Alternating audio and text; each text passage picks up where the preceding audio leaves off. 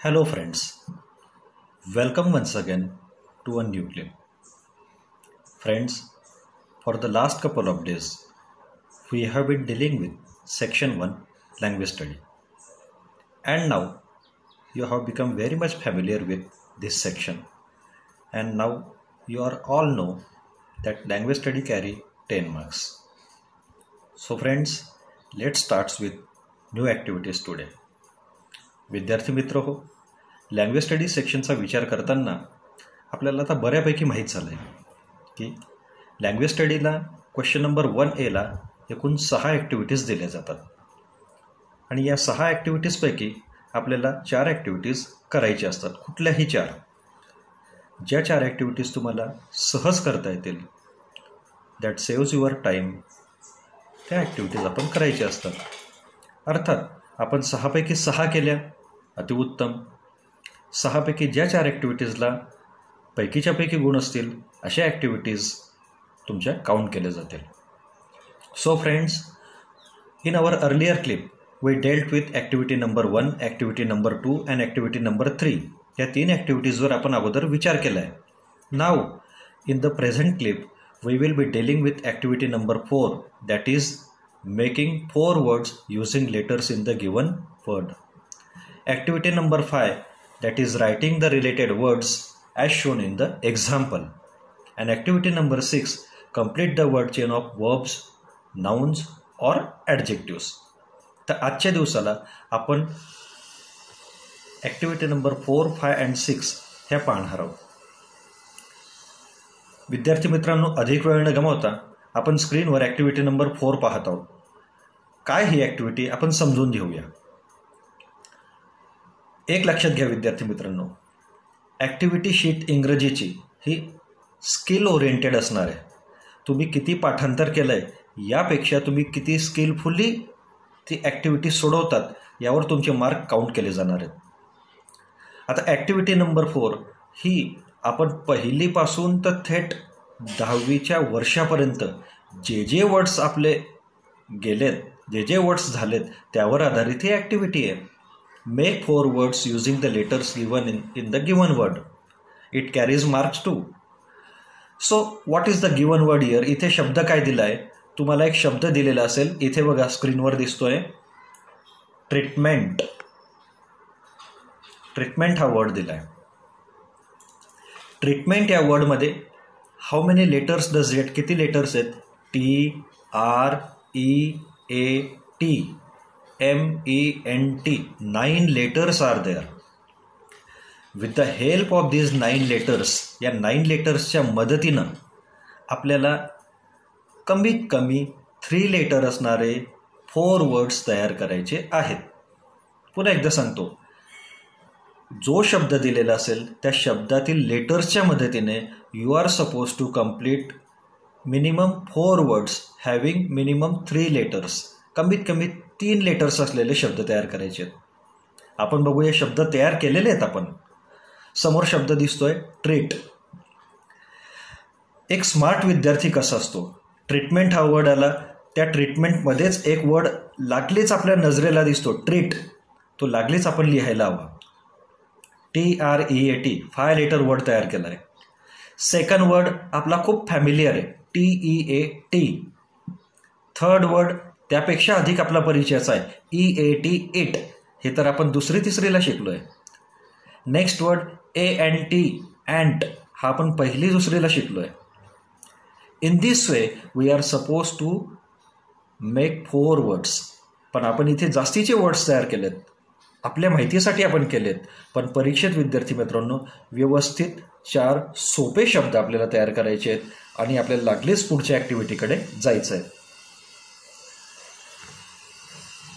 Now friends, we are moving to activity number 5. आता आपण activity number 5 कडे जातोय. What is it. काय ही ॲक्टिव्हिटी समजून घ्या. What skill does it require. काय स्किल अपेक्षित आहे इथे हे आपण समजून घेतलं तर we can easily deal with any activity. So this activity is write related words as shown in the example. तुम्हाला एक्झाम्पलमध्ये सांगितल्याप्रमाणे रिलेटेड वर्ड्स लिहायचे असतात. रिलेटेड वर्ड्स आपण 9वीला खूप सराव केला आहे ह्या ॲक्टिव्हिटीचा. फॉर एक्झाम्पल बघा, इथे समोर दिलं आहे रूम हा वर्ड दिला आहे. Now what words are related to room. रूमशी रिलेटेड वर्ड्स कोणकोणते असू शकतील? इथे एक एक्झाम्पल दिलं आहे small. Small room. So room is a noun and small is an adjective. मग इथे नाउनला रिलेटेड ॲडजेक्टिव्ज लिहायचे. ज्या पद्धतीने सांगितलं असेल त्या पद्धतीने करायचं. मग आपल्याला परीक्षेला either adjectives related to noun number 1 और adverbs related to verb number 2, या दोघांपैकी कुठलंही एक येईल. एकतर नाउनशी रिलेटेड ॲडजेक्टिव्ज लिहायचे आहेत किंवा वर्ब्सशी रिलेटेड ॲडवर्ब्स. सिम्पल आहे. बघा, रूमला रिलेटेड ॲडजेक्टिव्ह कुठलं आहे? स्मॉल. एक एक्झाम्पल दिलं आहे. मग आपण सोडवूया. बिग नाही चालणार का? Yes, big room. BIG big. रिकाम्या जागी भरायचं आहे. ह्यूज HUG ह्यूज रूम चालेल. गुड रूम GOOD गुड चालतोय.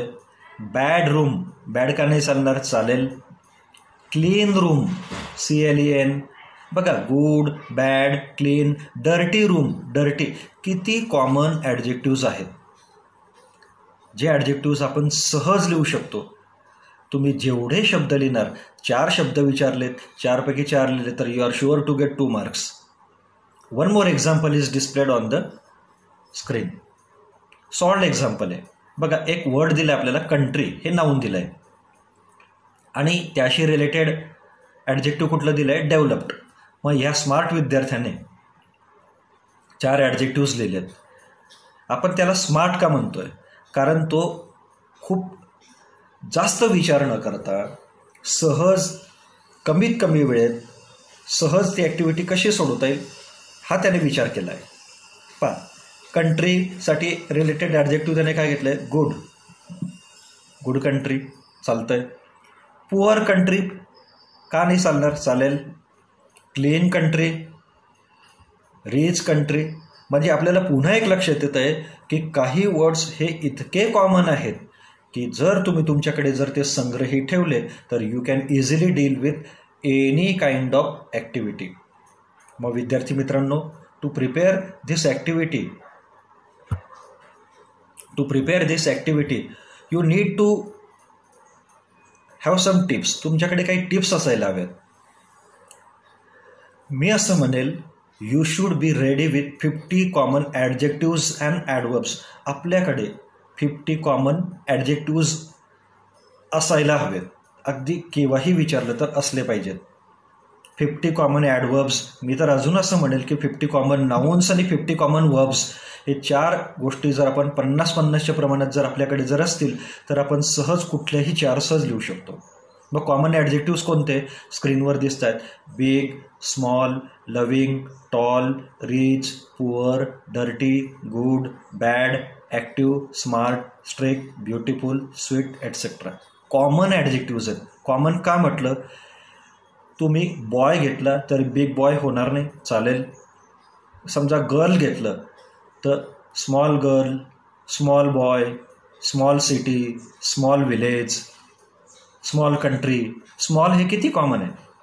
समजा लविंग हे ॲडजेक्टिव्ह असेल तर loving boy, loving girl, loving teacher, loving subject, loving country, loving city, loving mother, loving father. So it is acceptable to many of the nouns. अनेक नाउन्सला ते acceptable आहे. So that's why I said that these are common adjectives. In this way we can have some common adverbs. काही common adverbs आहेत that go with every verbs, जे जवळजवळ सर्व क्रियापदांसोबत असतात. For example, fast, slow, carefully, loudly, nicely, silently, रफली, hurriedly, harshly, neatly, forcefully. These are common adverbs. कुठल्याही वर्बसोबत हे ॲडवर्ब्स सहज मॅच होतात आणि म्हणून आपल्या संग्रही असावेत. आपल्याला अधिकचे common nouns, verbs, adverbs, adjectives जर हवे असतील तर कीप वॉचिंग माय क्लिप्स. माझ्या क्लिप्स बघत चला. Subscribe to my channel. माझ्या चॅनल आपण सबस्क्राईब करा and press the bell icon button. so that you will be getting notifications of coming videos. Activity number A6, last activity of A1, that is do as directed section. Here you are supposed to complete the word chain. आपल्याला काय तयार करायचं असतं? Word chain complete करायची असते. Word chain incomplete असते ती complete करायची असते bye adding words. For example word chain मग ती नाऊनची असेल, वर्ड चेन ती वर्ब्सची असेल किंवा वर्ड चेन ॲडजेक्टिव्हची असेल. नाऊन, वर्ब्स किंवा ॲडजेक्टिव्स यापैकी कुठली एक येईल. घाबरायचं बिलकुल नाही. You should be very tension free, stress free. For example बघा, वर्ड चेन ऑफ नाउन्स, काही घाबरायचं नाही. इंग्लिश हे नाऊन दिलं आहे, इंग्लिशचं लास्ट लेटर काय? एच. मग एच वरून असलेलं नाऊन कुठलं? हँड. सिम्पल नाऊन घ्यायचं.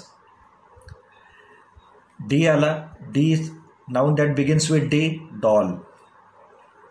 Last letter is L, noun that begins with L, lamp.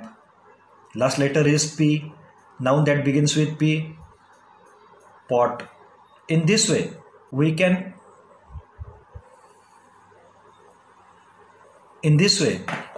can develop a very good word chain of nouns. Verbs, when a verb is given, you are supposed to prepare the word chain of verbs. For example, talk, keep, pat, same rule.